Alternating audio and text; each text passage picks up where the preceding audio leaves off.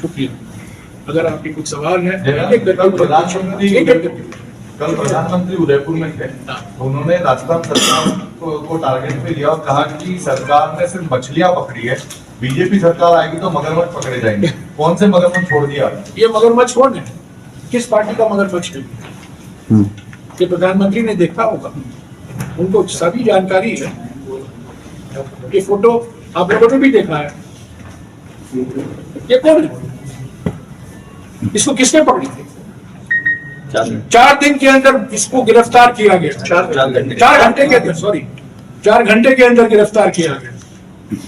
और ये किस पार्टी का कार्यकर्ता है? कमल के फूल के पार्टी का। पूरी तैयारी से आया। तो इन्हीं के कार्यकर्ता, और ये लगाते हैं इल्जाम राज्य सरकार, क्योंकि ये प्रधानमंत्री कल ही आए और कल ही ये इल्जाम फिर से दोहराए, इसीलिए ये फोटो तैयार था मेरे पास। ऐसा नहीं मैं आया हूँ जान, अगर प्रधानमंत्री नहीं इसका जिक्र करते मैं जिक्र नहीं करता, पर क्योंकि प्रधानमंत्री ने कहा है और प्रधानमंत्री ने और कई बातें की कि यात्रा निकालने पर हमने प्रतिबंध लगाई। अरे आप चैनल देखिए, जो चैनल हमारे पक्ष में नहीं है उन्होंने खबर छापा है कि यात्राएं निकाली जाई हैं और हेलीकॉप्टर से फूल बरसाए गए हैं। प्रधानमंत्री, मैंने कहा है चुनाव के वक्त में, खास तौर से चुनाव के वक्त में प्रधानमंत्री कभी सच नहीं बोलते। वो बार बार, उनकी एक ही मंशा है, बार बार झूठ दोहराते जाओ ताकि लोग 10 दिन के बाद, 15 दिन के बाद उस झूठ को सच मानने लगे। ये उनकी बहुत पुराना तरीका है। गुजरात के मुख्यमंत्री से के समय से ये तरीका है, तो बार बार एक ही झूठ को दोहराते जाते हैं और लोग समझते हैं कि इसमें कुछ सच्चाई होगी क्योंकि प्रधानमंत्री बोल रहे हैं। पर मैं पूरी जिम्मेदारी के साथ कहता हूँ, हमारे प्रधानमंत्री गलती से भी सच नहीं बोल सकते। पार्लियामेंट के अंदर झूठ बोलते हैं और पार्लियामेंट के बाहर झूठ बोलते हैं। जब चुनाव का वक्त नहीं होता है झूठ बोलते हैं, जब चुनाव का वक्त होता है तब तो सुपर झूठ बोलते हैं। और कल आपको देखने को, सुनने को मिला किस तरीके से कुछ झूठ बोलते हैं। पेपर लीक के मामले में सरकार कहीं कहीं गिरी है। आपको लगता है पेपर लीक के मामले में बहुत कुछ हो सकता था? राजस्थान में पेपर लीक के मामले में सरकार को खूब घेरा जा रहा है।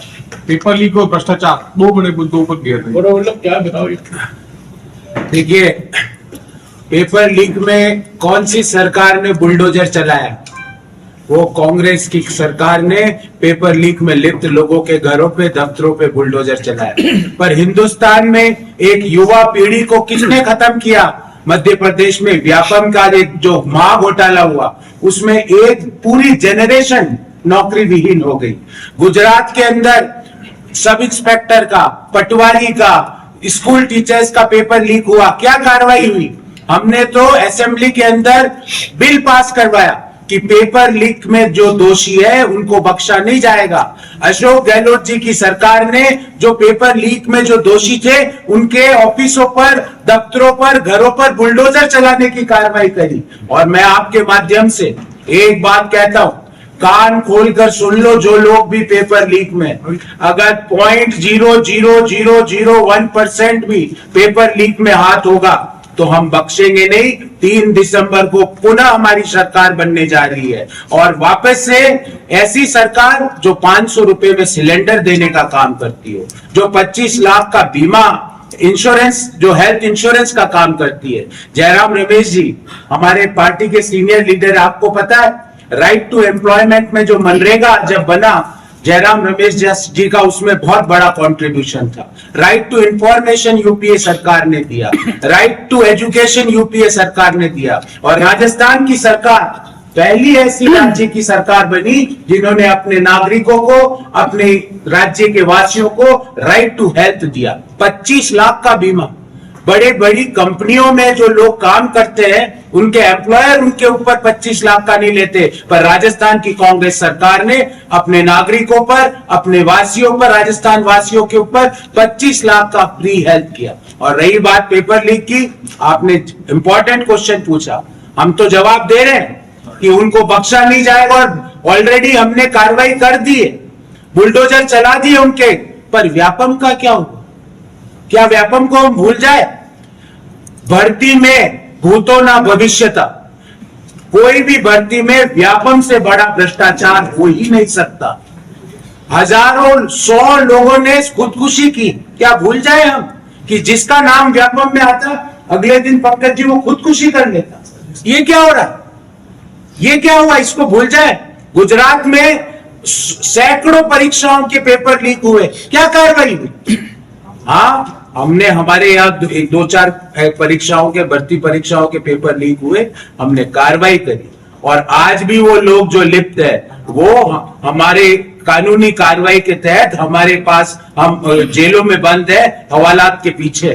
तो ये कार्रवाई हमने की है, और आगे भी अभी मैनिफेस्टो में भी पेपर लीक आगे ना हो, किस तरह की भर्ती प्रक्रिया सुदृढ़ हो, इसके बारे में एक पूरा मॉडल को हम देने को जा रहे हैं। जरा एक दो बात जोड़ू इससे। इन्होंने अभी व्यापम का जिक्र किया। मैं प्रधानमंत्री से पूछना चाहता हूं, मध्य प्रदेश में पिछले 18 सालों में इतने घोटाले हुए, व्यापम घोटाला, नर्सिंग घोटाला,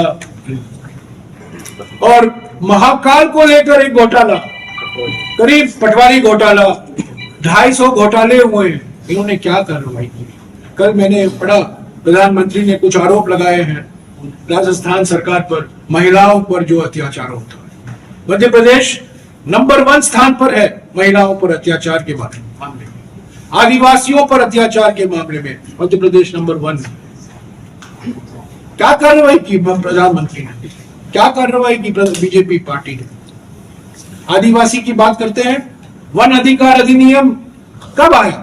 वन अधिकार अधिनियम 2006 में, जब मनमोहन सिंह जी प्रधानमंत्री थे तब लागू हुआ।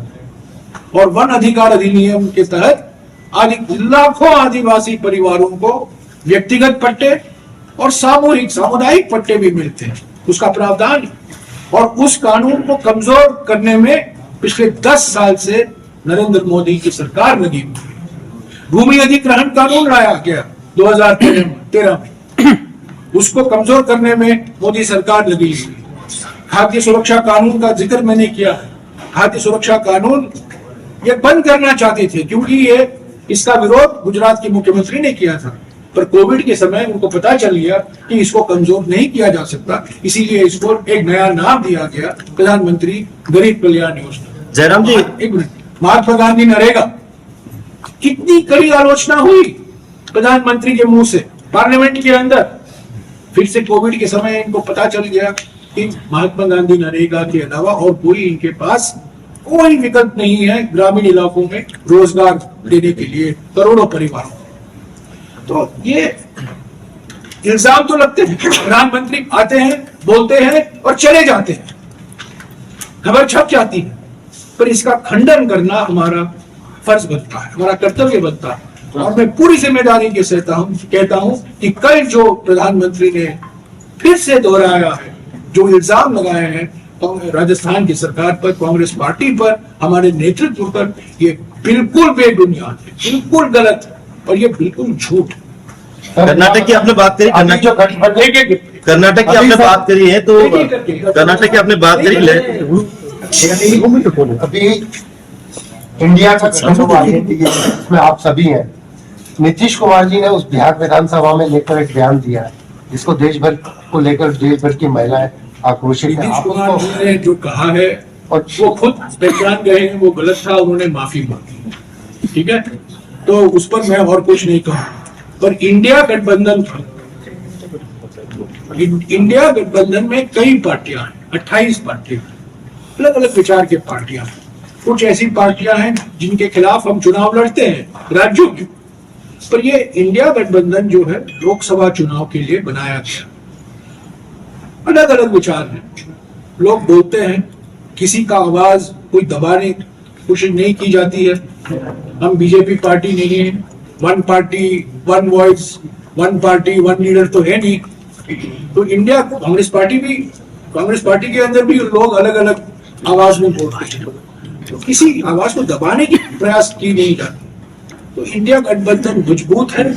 हमने नारा भी दिया है 2024 के चुनाव के लिए, जुड़ेगा भारत, जीतेगा इंडिया। और इसी नारे के आधार पर हम चुनावी अभियान लगाएंगे 2-3 दिसंबर के बाद। जब चुनाव के रिजल्ट आएंगे उसके बाद सारी इंडिया पार्टियां और खासतौर से कांग्रेस पार्टी इसमें लग जाएंगे। एक बात एक और कहूं कि कांग्रेस पार्टी का मजबूत होना जरूरी है इंडिया गठबंधन की सफलता के लिए। इसीलिए हमने पूरे परिश्रम, पूरा समय हमने इन 5 राज्यों में दिया है। ये हमारे लिए बहुत महत्व रखता है। और कोई इंडिया पार्टी इन 5 राज्यों में मौजूद नहीं, हमारे लिए बहुत महत्व है। और हम जीतेंगे और इसका असर न केवल कांग्रेस पार्टी पर पड़ेगा पर इंडिया गठबंधन पर भी पड़ेगा। अगर मजबूत कांग्रेस है तो इंडिया गठबंधन के लिए एक फेविकॉल मिल जाता है।